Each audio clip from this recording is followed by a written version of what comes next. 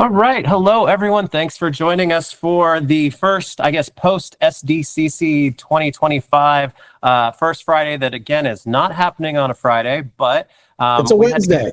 it's a Wednesday, and we had to give some time to recover from all the cons coming and goings. But how are you, Brian? Thanks for joining us. Good. You didn't plug the podcast title when you started it up. Yeah, it's the first Friday that's not on the first Friday for now, we know, and we're gonna learn some things today. So maybe we'll get to plug the title at the end of the podcast this time. Now you know. Now we know. But Know. how was your SDCC? I felt bad. This was like the first time in years that I actually didn't get to see you because you were so busy all over the place this year. I was a little bit of everywhere. I saw Robo in passing down an aisle, and I was like, "Hey man, I gotta do it," and that was that. That's as far as I got. No, it was bananas. I still got a little in there where Sunday night as I was getting on the plane, I was like, I don't know. There's something in my throat. And I woke up Monday, and so I actually caught COVID for the first time at San Diego this year. I managed to avoid it for 5.5 years. The con crud COVID. Con crud is different. I thought I had con crud, but it turned out that I had con COVID. So it was San Diego COVID con. Yeah. But feeling mostly better now. No, the convention was really good.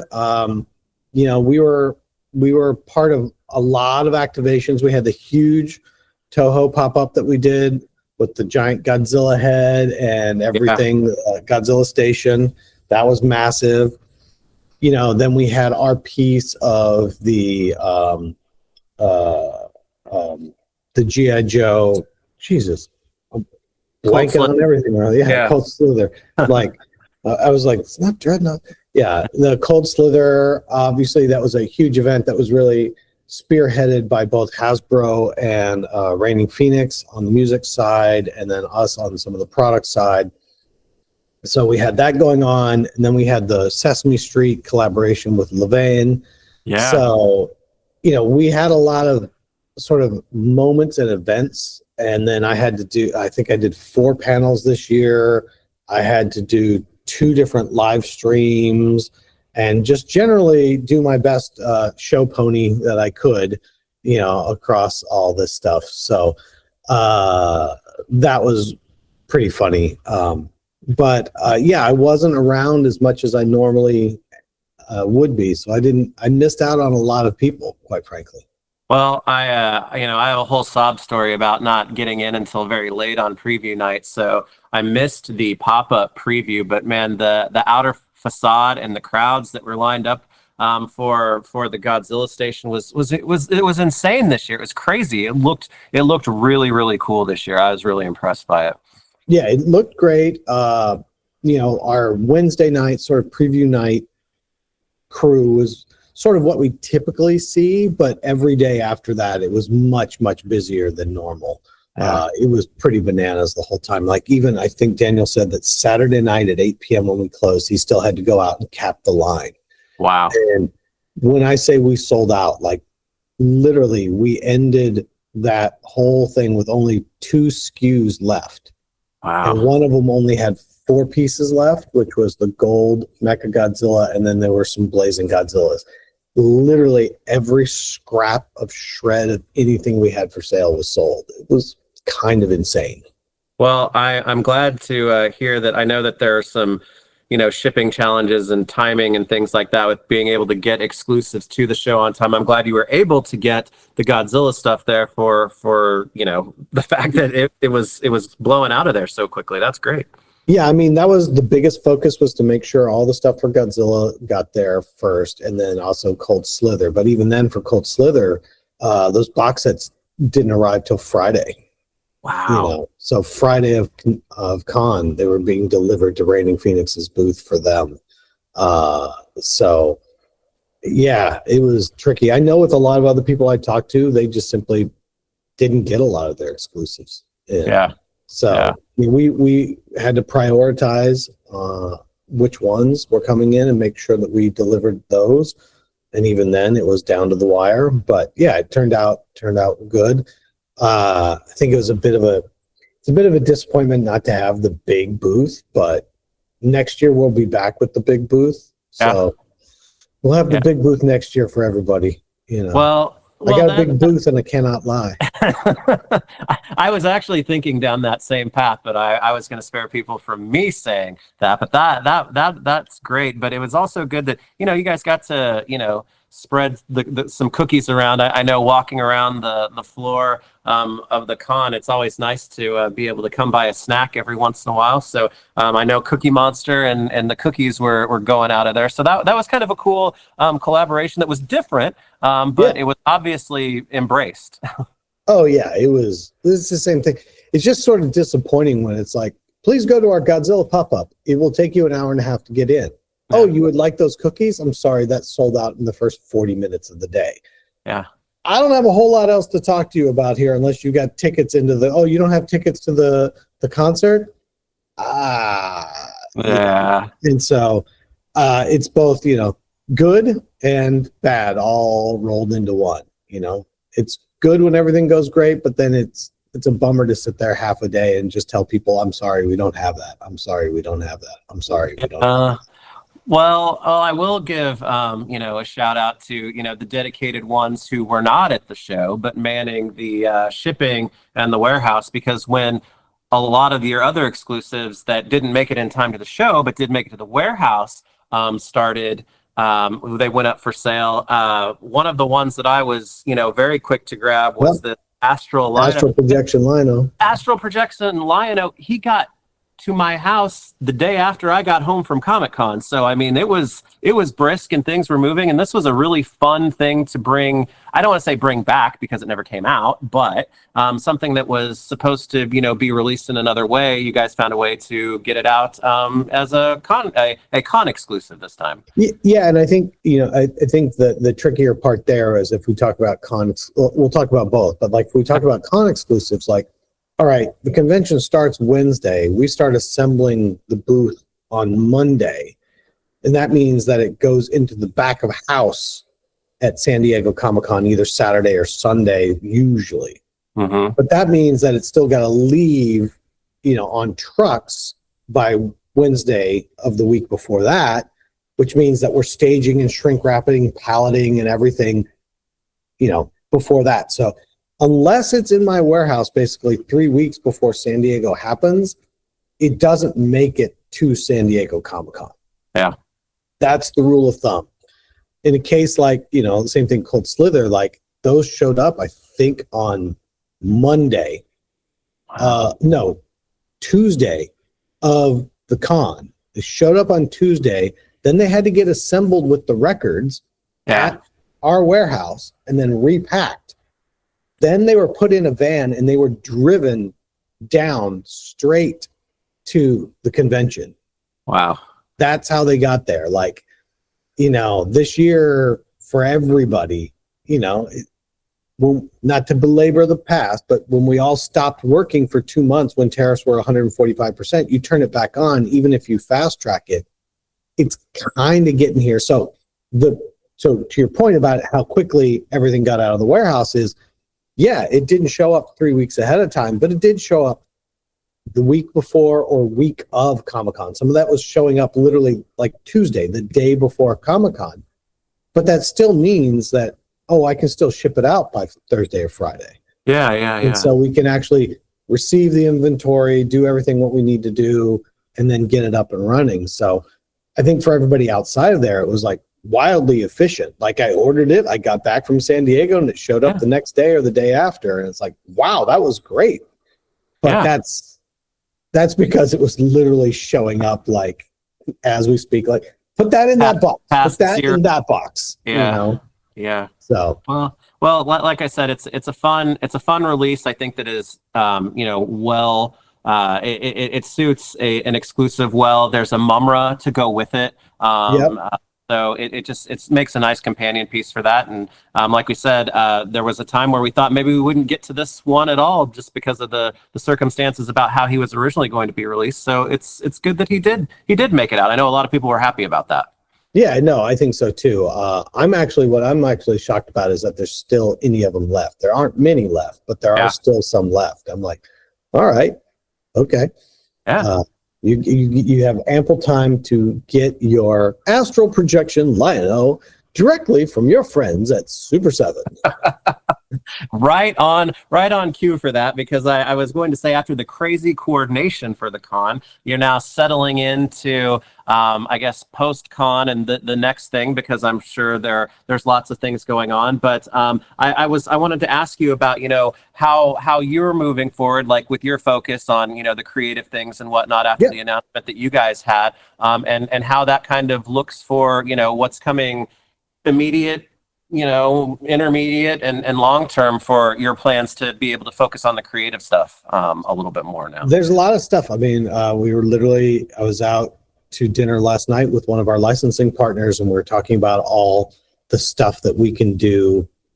One of the things I think we've talked about before here is just like my desire to be able to take some of the stuff we do at San Diego, like it could have been a Turtles pizza parlor or a D&D pop-up or a toe-and-toe pop-up. That's really great, but only the people that go to San Diego get to experience that. How do I take that experience now and take it outside of San Diego? Like, where else can that happen around the country, and what are the moments that can happen at? And, I think there's a lot of opportunity there. So we were literally talking about some of that with one of our licensing partners last night about, all right, how do we start to make some of these more events happen, not just in country or even sometimes outside of country. Yeah.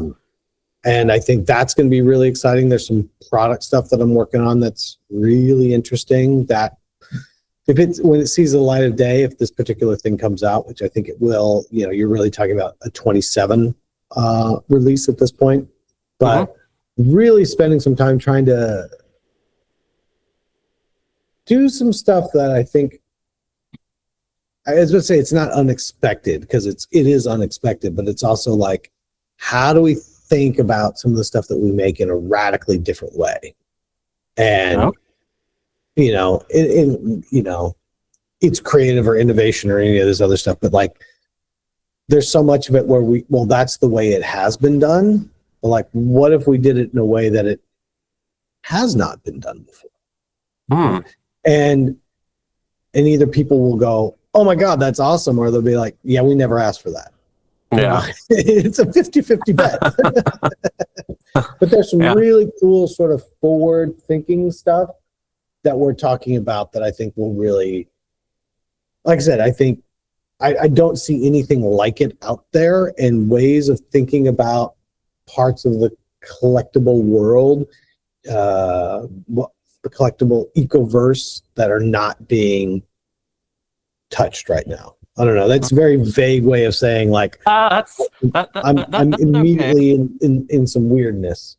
But I mean, it's definitely something that, nothing is sitting still on the things that come in to impact that collecting ecoverse that you're talking about. So finding new, different. Well, there's a lot of things that we're really good at, and there's a lot of things that we could be doing or we could be doing differently. And then there's sort of like the sort of expectation around some of those things that we're doing based on what the industry has traditionally done, where this is just what it is. And I'm like, all right, well, what if we throw all the shackles off? Same thing, like if we went back to the worst, we were like, what if we don't have any heroes at all and we just have villains? Yeah. That's really an interesting paradigm. And so some of that, even within the manufacturing, it's like, all right, well, what if we didn't do this part of it at all, and we just did this part? What would happen? Like, that would radically shift some of this stuff. Like, okay, there's some really interesting thoughts around that, if you will, of just that's not to say that we would quit doing anything that we're doing, but like, continue to have a new what's the next look like? Well, that's exciting to be able to put some focus on thinking about those things, because I think everybody is just I don't want to say a victim of, but it happens to everyone where you have to focus on the things that are just kind of immediately at hand. And it's harder to think about things that are a little further out, especially if they're, going to go maybe against or in conjunction with how things have always been done. So I think that's a great opportunity to be able to think about some of those things a little further out. So yeah, and it's nice to be able to have the time. Yeah. It's not to say that we don't have those moments, like I'm sure everybody like, what if we did this? What if we did that? What if we did this? What if we did that? That's all great, but this is what I got to get done today. Yeah. Versus like, okay, now, I've got an hour or two to spend on that today. Let's dive into this a little more. Let's really start to flesh this out. What happens if we do this? What happens if you take this machine and literally use it for a function it's not meant to do? Yeah. What could happen there? Oh, yeah. Okay. Well, that's interesting. That's the stuff that I find really fascinating, and that I'm going to get a chance to dive into. Well, that sounds great, and it's something fun to look forward to. It's almost you mentioned that this is thinking about maybe a 2027. Well, 2027 has a 7 in it, and so does your company. See, well, now you're making all sorts of stuff here. Here you go. You got all kinds of that synergy going on. So that's great. Well, I'm excited, and I understand, for things down the line, it's harder to talk about it because things are still coming into focus. So we can also talk about some things that I think are a little bit more immediate. And even though I didn't get a chance to run into you at the show, I know a lot of nice people did, and I got to see some of the conversations that you had with some of the people at the show. And there are a few things that really stuck out to me as exciting. And one of them is that we have a certain 5-headed dragon who is now on the water. Tiamat is Dungeons and Dragons is on her way. Yeah, I mean, Tiamat is on the way, heading to the warehouse as we speak. It's somewhere mid-ocean. I don't know, but it's the middle of August, so like this will probably go live the 15th. Yeah, probably. So the 15th. So middle of August for everybody watching. Yeah. So in 3, maybe 4, but 3 weeks or so, hopefully they start shipping out to people. That's exciting. It's right around the corner, and then you're going to have this behemoth dragon on your hands. So Tiamat is coming, and I'm excited for people to get it because it is. I mean, you saw it. I saw it last year. An early test shot of it, but it's a little bananas. That's cool. Yeah, it's she's large as she should be. She has some friends that she gets to join that are already here. So, well, not friends, I guess, probably more enemies, but that's okay. Yes. And there's battles to be had. Yeah. So that's like the big. I think that's the big scale item for me this year. So I've got to make some room. That's not the only one. It's not the only one. But I would be remiss because I know people will jump all over me if I don't ask. So with Tiamat coming, does that mean maybe we'll get a chance to see some more Dungeons and Dragons coming our way to help support her? If Tiamat follows through and does well, I think that would give us the confidence to really finish out. I mean, I line planned D&D through 6 waves of cool shit I wanted to make. Yeah. Obviously, the main question for most people is can we get the rest of the kids? Yeah. So there's a couple kids that we need to be making. Then you can get into there's Venger, there's Venger's horse, there's Venger's sister, there's the dungeon master. Yeah.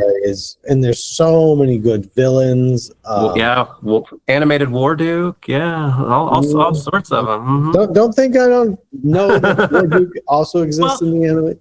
Well, that's the thing. I love Hank and Sheila. They're really, really fun figures. But man, Dekion's my favorite from that first wave. So I really think that we destroyed it.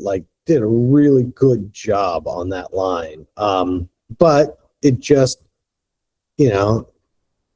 it's just, it doesn't have that same demand for it at this time. And whether that's a combination of the pre-orders, whether it's a combination of that need was mostly satisfied by the Hasbro ones that came out, if there's confusion on what's different between our figures and their figures and why, I can buy that thing on clearance for $10 versus your thing for 55 or 65, depending on which release it is. Yeah. I don't know. Well, I hope Tiamat will help bring people around, because I do have all of the Hasbro figures as well, but these the Ultimates ones are just they're different. I really appreciate the articulation and the likenesses and whatnot on them quite a bit, and it's just I'd be very happy to, like you said, be able to get some more, and so hopefully Tiamat will help bring some new people in, and we'll get to see more of them. Yeah, I mean, you get sort of a flavor from what we did in that first wave of some of the things that we're looking at, like with the shadow demons and stuff like that. Like, there's so much cool stuff to be made in D&D. Yeah, it just really all comes back down to it's cool, but if nobody wants it or not that many people want it, it's just that much harder. Yeah, no, I get it, and that's I think that's something that people just need to understand, and hopefully, like we said, we'll get some good news for that. But regardless, Tiamat is going to be here soon, and I have a spot in mind for her. I need to clear it out a little bit and shift some things over, but that's a good problem to have. So I'm excited. Oh no, I've got to rearrange my toys. Oh, for a big 5-headed. How hard is it? It's so hard to be me.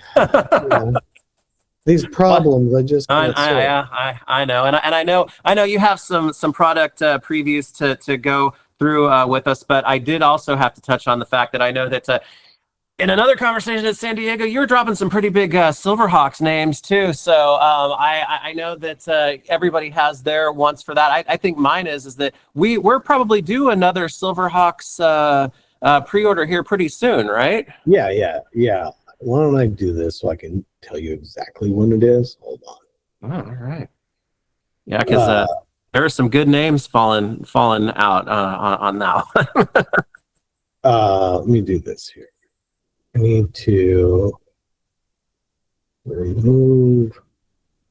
Because while you're doing that, I will say one of my other, I don't want to say it was a surprise, but it was just like a moment of clarity that came with the release of your Silverhawks convention exclusive with that vac metaled Monstar. It was like, that makes me just seeing it and now having it made me travel back in time to the 80s and be like, why didn't they do this with the original figure? Because red vac metal is pretty badass looking, and that just took an already, one of the biggest Ultimates figures that you guys have done, imposing, and made it so much cooler now that he's got the vac metal finish on him. I think that's my favorite version of Monstar that you guys have done now. I'm trying to look on all of this, and I'm looking at it wrong. I thought it was very soon, but I am not. Let me see if it's this way. Hold on. It may have shifted. Because it gets sorted by how they come to market too. Right on. So Silverhawks Wave 7. That's what we're talking about here. Yeah. Talking about Silverhawks Wave 7. Yep. It is, but it looks like they've shifted it to an in-stock release versus a pre-order. Oh, really? And so in that regard, as of today, I'm seeing two different dates. It looks like they're saying the on-sale date in hand. So it won't be a pre-order. It'll just be like, cool, things are live. You can order it. Whoa. Is 1/1. But that's what it says. But then I also have a pre-sale date of August, but I know it's not coming live in August because I think they shifted it to instead of pre-ordering it, it's an in-stock type of thing. It's in stock only. So instead of having to, I believe, like with it, we went ahead and if it's unlike the other things, like we went ahead, we're tooling, we're going to make, we're shipping, we're delivering, and we're just saying this is the quantity rather than like, hey, we're going to make to order. We're saying this is what we're making, and here it is. It's available today. You can get in on it. Wow. At that point, then it pushes out to January 1 is when it's available. Okay. But it could move around a little bit. Okay. Now for stuff that you would handle like you said, because having to time in stock, on sale, there's a lot of coordination that goes on with that, because it's not just saying, hey, here's well, and I think what's happening too is it's saying 1/1 now, and I believe it was originally like late November, but it's slid out a hair bit. I know there's been a couple things of like, same thing we talk, is it going to land in this financial year, or is it going to land in next financial year? And I think cautiously they've said it's landing in next financial year, but it can always move forward if production goes quicker.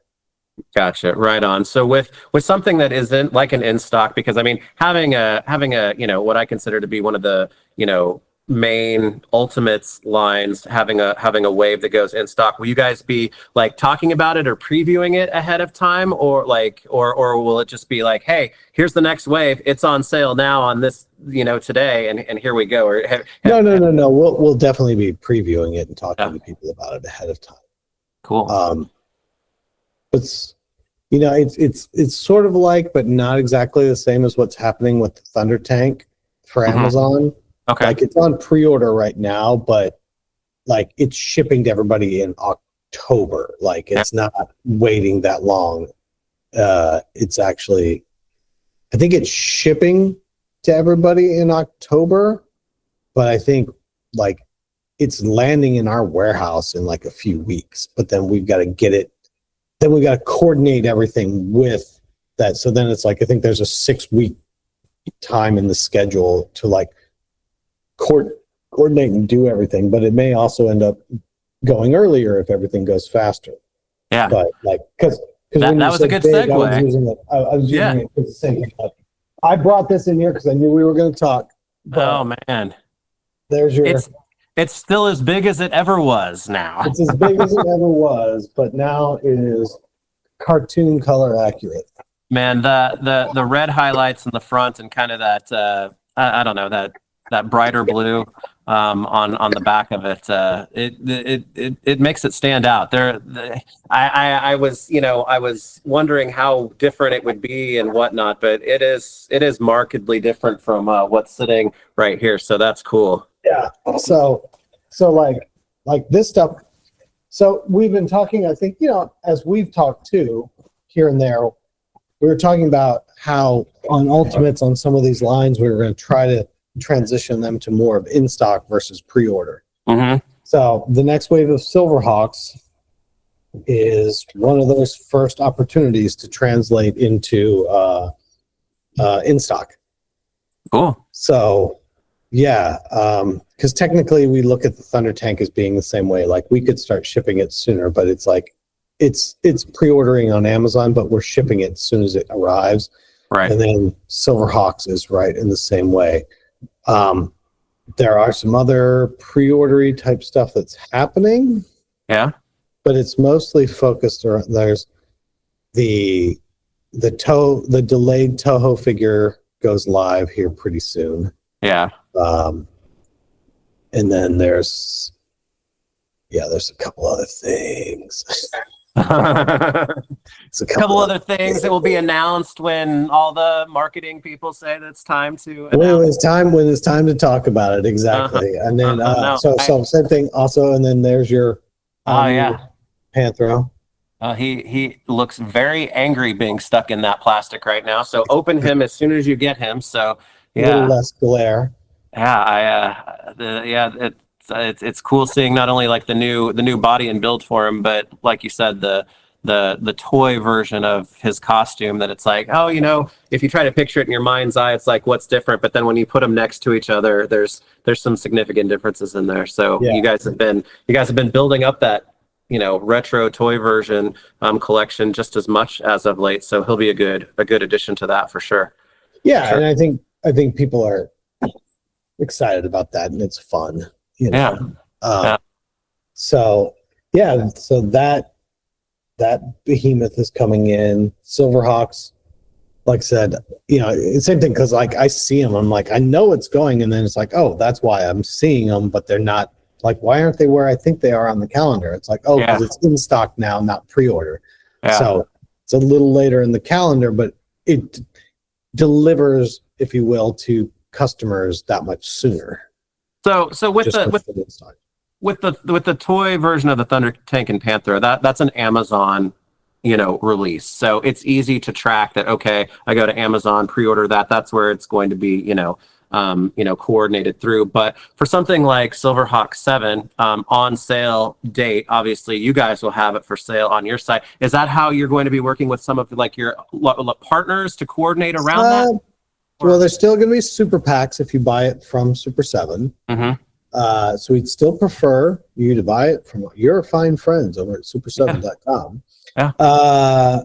I don't know if we're going to be first to market on it, meaning there's a delay between when you can buy it from us and buy it from everybody else.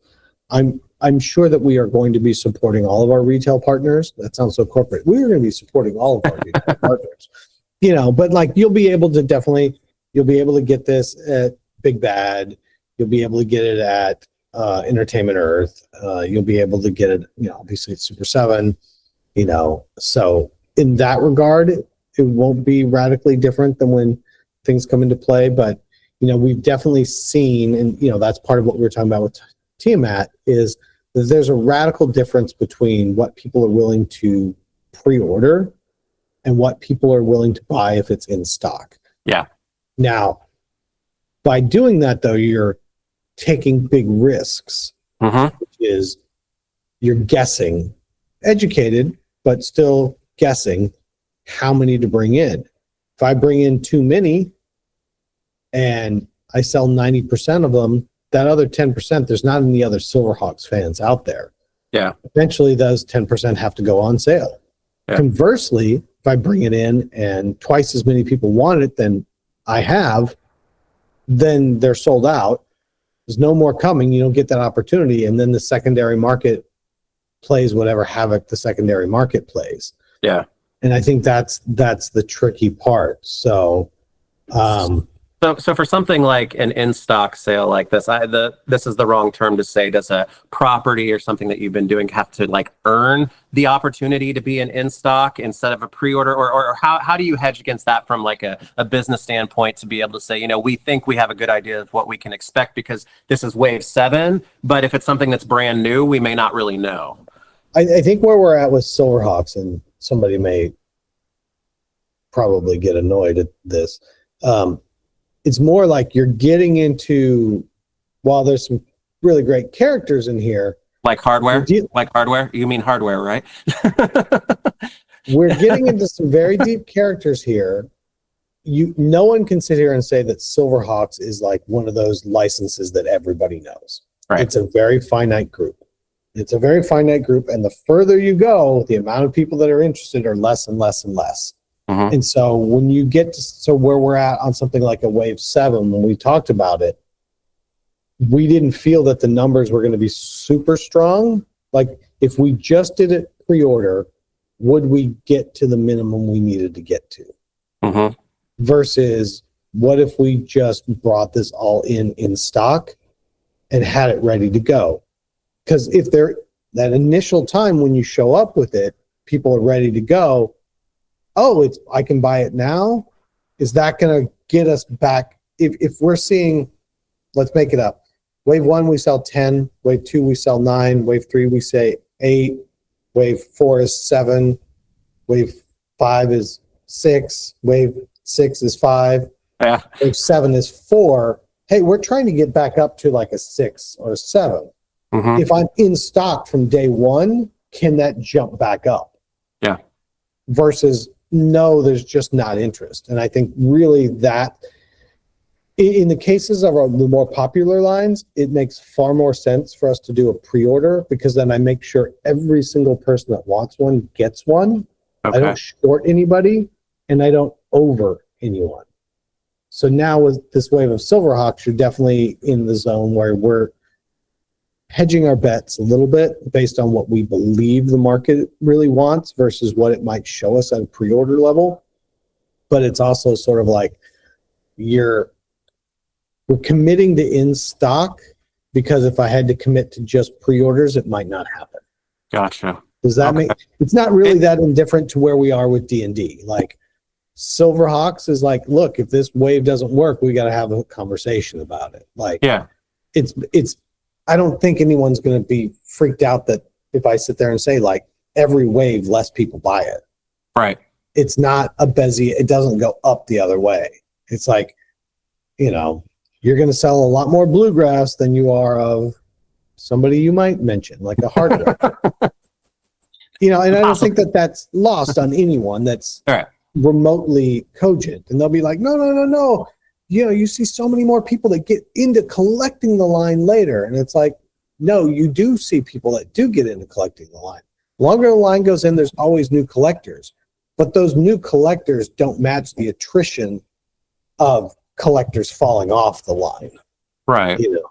Well, and you know, what you say makes sense, because I think for all of us, it's like people who have been collecting lines for a long time kind of understand what the pre-order process is, but I don't really know a whole lot of people who say that they would, you know, prefer to pre-order instead of having something right away. And you're right. It's like, hey, if I'm going to have this next week, I'm throwing down right now for everybody. So that's and that's the hope, is that, you know, that we can sort of bring the level of interest in Silverhawks back up a bit. You know, same thing. 7 waves of Silverhawks is probably more than anyone ever thought they were going to get. Yeah. But let's be fair there. Yeah. Well, and honestly, I think, you know, I think the decision to kind of expand the focus and have, you know, cartoon, but also move into those vac metal ones. I know a lot of people that, you know, I don't want to say they scrambled, because I think they were able to get everything that they wanted, but I know some people who didn't get into the line until that first wave of vac metal Hawks came out, and they liked them so much, and they went back and, you know, got some of the enemies and things like that. So I think that's a good piece of it too. Yeah, I think it's just, you know, it's hard. I think we've said this probably every interview we've ever done. It's the perception of how many people want this versus the amount of people that are actually buying it are two radically different numbers. And so a lot of these very niche properties have very niche fan bases. And you may find, you could find 1,000 people feels like a shitload of people when you're talking to them on a regular, like they're everywhere. Yeah. But the reality is 1,000 pieces doesn't cut the mustard if you're trying to manufacture something. Right. Like you need to be able to, I mean, there's some basic economics in there.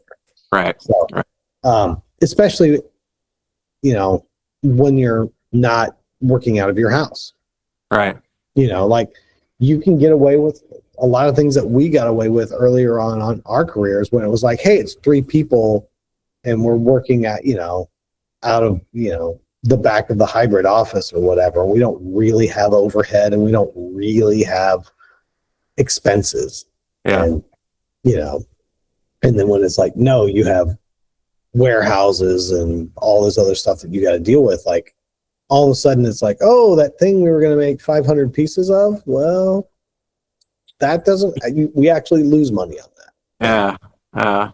Well, I think this will be exciting to see. And I mean, I could just like feel people say, oh man, not until the 1st. But if you think about it, it's like go live on the 1st with ready to go. Well, if I was doing a pre-order for it, say I launched the pre-order literally today. Yeah. You wouldn't get that product till next year, San Diego, versus like, no, I'll have it in hand right away.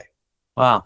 Well, that's cool. Because I mean, I know what it's like to be a part of a, you know, excited and dedicated, you know, fan group, but also being able to recognize that it's probably not a very big fan group. So that's, you know, I hope this, you know, works out well for everyone involved with this, and we can still see some cool Silverhawks figures, because it's fun to be able to get them and put them with ThunderCats and everything else that you guys are working with. Yeah, and I think the funny part about it too is I'm looking at the screen right now with the lineup, and I'm like, to me, they're all like characters, and like, oh Banger. yeah, of course, why wouldn't I buy them?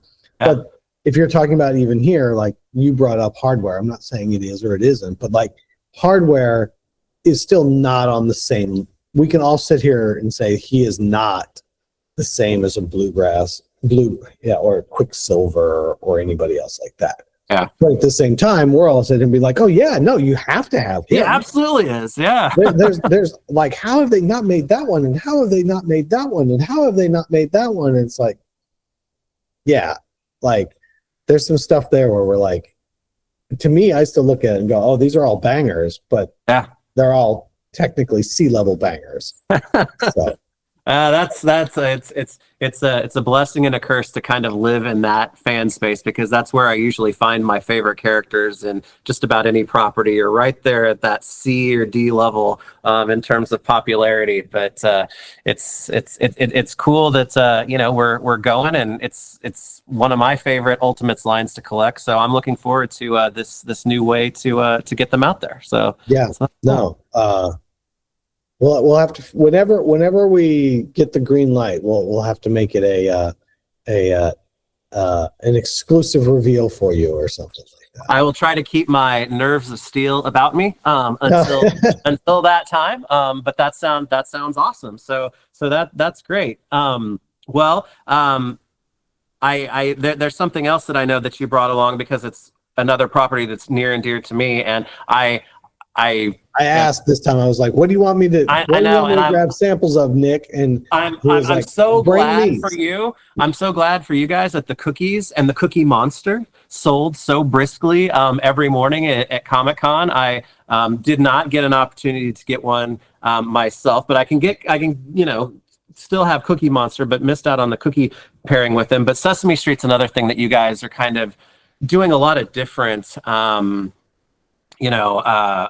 Form factors, or whatever you call them, different types of releases. And Fun is one of your overall new things, but Yip Yip Martians, maybe more than any of them, fit this format so perfectly well that I'm very excited for the adorableness of these that are coming soon. Yeah, I mean, you can hear it. Yep. Nick. Video. Yeah. So this was at San Diego. Yeah. You can get this. And then the next wave of fun is Grover. Probably my second favorite Sesame Street character, and definitely my mom's favorite one. So I may have to pick up a couple of those. And these look so much better out of the box. Let me grab one thing here. Okay. So much better. Like the boxes are great, but it's not the same. And then my favorite from this wave, because I'll hold up.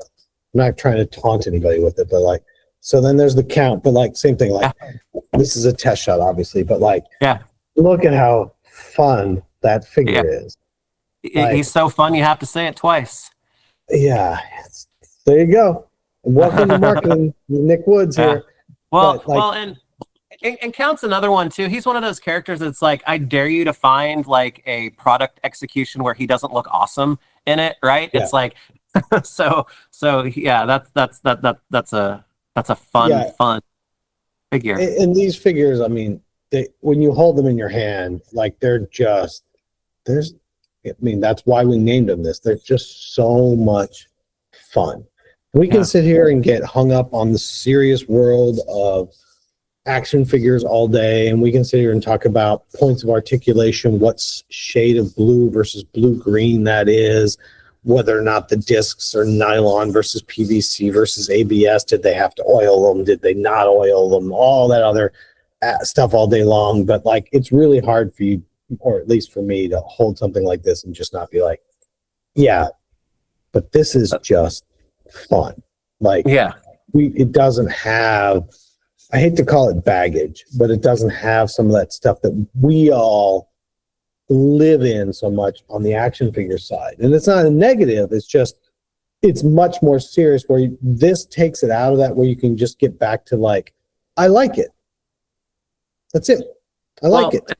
And admittedly, I collect a few things that are kind of in this vein for that exact purpose. It's like I'm a I'm an overly dedicated, probably action figure collector, but I got to have a change or a break or something with new stuff that comes in, because it makes me appreciate how something different can be great inside the larger collection, but then it also makes me like, oh, it gives me better appreciation for some of the action figures sometimes, because it's like, yeah, I have this, but I have this too. So and being that way, and I was going to say, oh well, Sesame Street just lends itself so well to this format, which of course it does, but that isn't limiting you guys to what properties would traditionally lend themselves well, because the freaking Godzilla funds are some of the most those ones are so cool too, and it works. And I'll grab just one of these guys. This is what we started with. Yeah. These are our mascots. We've been making these forever, and they're great. Yeah. And it's like, oh, okay. Now when you see this, you're like, oh wait, this is these things. Yeah. These are the same. They're kindred. I mean, it's the count, and it's they're kindred spirits. So yeah. And then the other one, which I don't have a box sample of, is Oscar the Grouch. Oscar, yes. I'm not trying to flex test somebody on here be like, yeah, he's flexing all his test shots. And it's like, no. That's just what I happen to have at the office, because I don't have everything. I'm sorry. Yeah. But and then Oscar, just awesome. And you can get him to talk to you. But it's like there's I don't know. There's something super fun. Like I keep doing this, and somebody's gonna be like, "It's weird the way he fondles that toy." It's just they're built to fit in your hand. Well, I was going to say, I work from home, and my desk is kind of in the space that I have, and I keep some things on my desk for that exact purpose, because it's like if I'm talking or listening, it's like it's a fidget, and so. Yeah. I can definitely see a couple of those making them onto the desk as soon as they get here. So those they're just it's something different. It, like I said, for some properties it's like, oh well, for Sesame Street this is the perfect next kind of iteration for it. But then it also, you guys are turning some other ones on their heads and making them work together, and then they do just that. They work together. It's like, oh yeah. Sesame Street's going to work with Godzilla and Mummy Boy and everyone else kind of in that same format. So, yeah. Exactly. Yeah. So, yeah, that's cool. Yeah. Well, as always, you are very generous with your time. There is a lot going on. Comic-Con just ended. And the next thing is going to be coming, I know, before you know it, but I do appreciate you taking the time to catch up with things that have just happened, things that are happening soon, and then talking about some things that we'll probably get to talk about in a year or so as those come further into focus. So no slowing down, and it's good to hear, and I'm looking forward to learning about this new stuff as you are allowed to talk about it. Yeah, exactly. That's always the hardest part, isn't it? Everybody, thanks for joining us. I know we were all over with the things that we were talking about for this one, but I think that's good, because hopefully there's a little something for everybody. And before you know it, we're going to be back probably talking about some stuff that gets revealed, or you guys can talk about the next time we join up. So Tiamat, toy version of the Thunder Tank, coming soon. We're going to have some Silverhawks that are going to be dropping soon. All fun and exciting stuff. So thanks for sharing with us today, Brian. I appreciate it. No, thanks for having me back, even though it's a week late. That's all right. Friday. Friday, whenever it happens, that speaks to my organizational prowess, I suppose. Actually, I think it's because I said I'm deathly sick. I cannot do it. And you're like, how about next week? Wonderful. Wonderful. Well, hopefully by then. But everybody, thanks for joining us. We'll be back soon, and we will catch you then. So later.